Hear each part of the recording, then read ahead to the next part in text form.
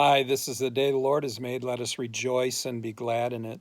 Our devotion for today, August 18th, is from the Gospel of Mark, the 8th chapter, verses 34 through 38. After calling the crowd to him with his disciples, he said to them, "If anyone would come after me, let him deny himself and take up his cross and follow me." Jesus has words to share with everyone, so he calls the crowd to himself along with his disciples. Jesus announces how one must behave in order to be his follower, his disciple. They must deny themselves, which in its simplest form means to submit to Jesus, even unto the point of death. This means Jesus' will becomes the disciples' will. It means Jesus' mission or purpose becomes the disciples' mission or purpose.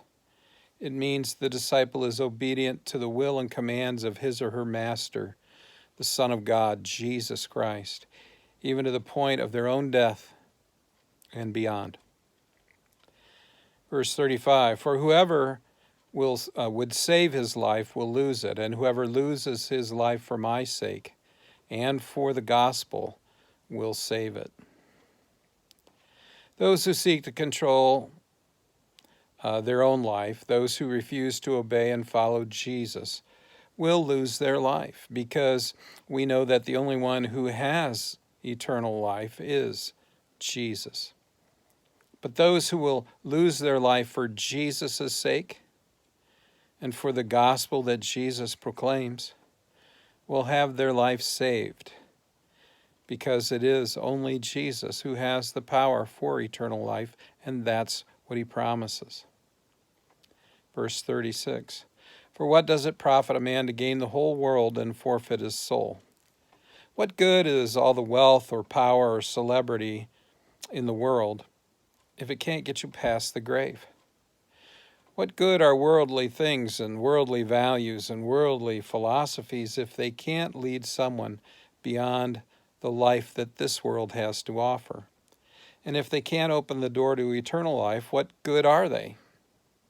Especially in light of the fact that there is one who promises to extend life beyond death and beyond the loss of one's soul.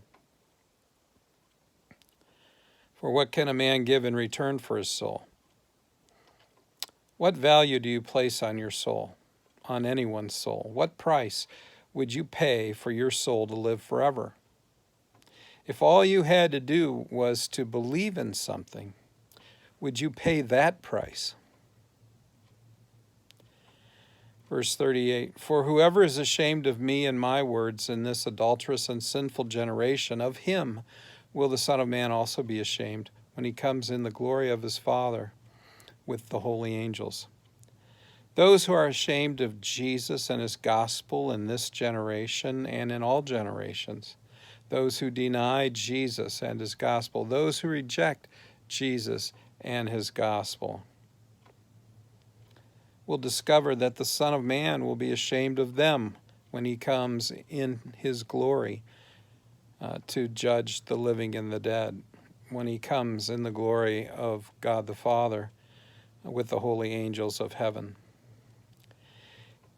In this generation, there are plenty who are ashamed and have sought great measures to deny, alter, or ignore Jesus and his gospel.